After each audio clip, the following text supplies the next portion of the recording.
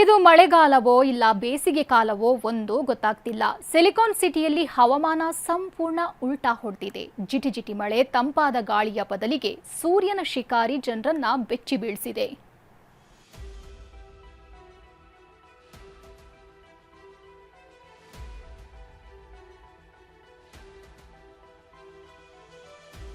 ಮಳೆಗಾಲದಲ್ಲೂ ವರ್ಣನ ಸುಳಿವಿಲ್ಲ, ಸೂರ್ಯನ ಸವಾರಿ.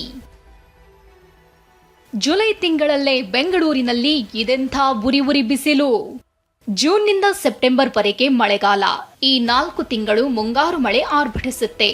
ಮಳೆಗಾಲ ಬಂತಂದ್ರೆ ಸಾಕು, ಬೆಂಗಳೂರಿಗರು ಜಾಕೆಟ್, ಸ್ವೆಟರ್, ಕೊಡೆ ಹಿಡಿದು ಓಡಾಡ್ತಾರೆ. ಆದ್ರೆ ಈ ವರ್ಷ ಜುಲೈ ತಿಂಗಳಲ್ಲೂ ಜನ ಸೆಕೆಯಿಂದ ಬೆವತು ಹೋಗ್ತಿದ್ದಾರೆ.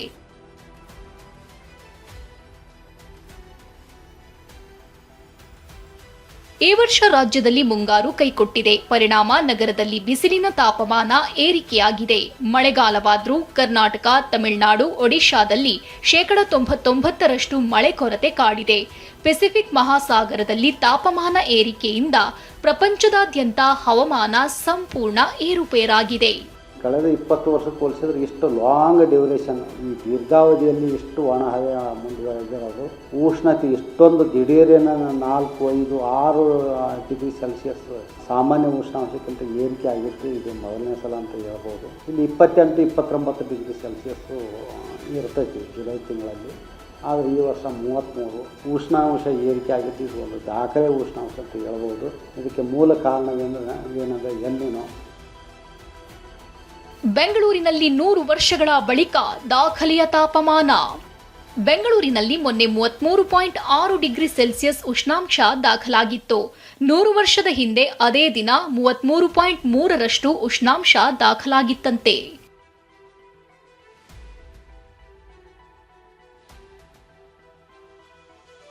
ಮೊನ್ನೆ ಅಂದ್ರೆ ಜುಲೈ 14, 2026ರಂದು 33.6 ಡಿಗ್ರಿ ಉಷ್ಣಾಂಶ ದಾಖಲಾಗಿದೆ. 11 ವರ್ಷದ ಹಿಂದೆ ಅಂದ್ರೆ ಸರಿಯಾಗಿ ಜುಲೈ 14, 2015ರಲ್ಲಿ 33 ಡಿಗ್ರಿ ಉಷ್ಣಾಂಶ ದಾಖಲಾಗಿತ್ತು.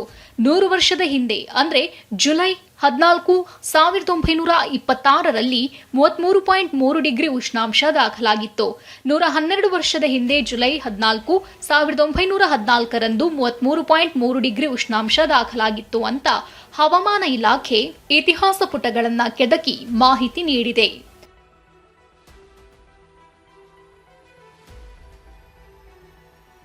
ಮಳೆ ಇಲ್ಲದೆ ರಾಜ್ಯದಲ್ಲಿ ಬರದ ಛಾಯೆ.